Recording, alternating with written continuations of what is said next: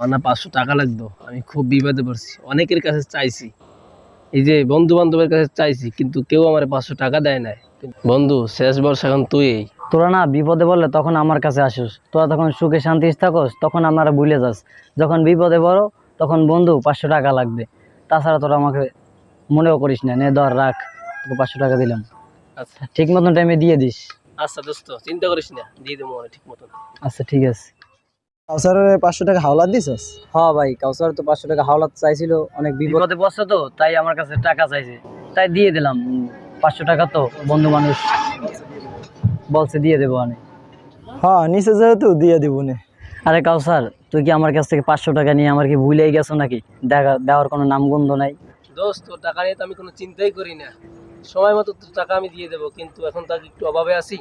তাই চিন্তা করিস না, তোর টাকা আমি সময় মতো আমি তোরে দিয়ে দেবো। আর বিপদ তো মানুষের একবার আসে না। যে মানুষটা তোকে বিপদ থেকে যেই জিনিসটা দ্বারা তোর উপকার করলো, সেই জিনিসটা যদি তুই সময় মতো না ফিরে দেস, পরবর্তী দিকে ওই মানুষটা তোর বিপদে হাত বাড়াইবো। তাই বন্ধু, তুই আমার কাছে 500 টাকা নিছিস, আমার কোনো সমস্যা নাই। ঠিক মতন টাইমে যদি সেই 500 টাকা না ফিরে যাস, তা তোর বিপদে কি আর কেউ সাহায্য করবে? আমি না তোর সাহায্য করবো, অন্য কেউ তো তোরা সাহায্য করবে না রে বন্ধু।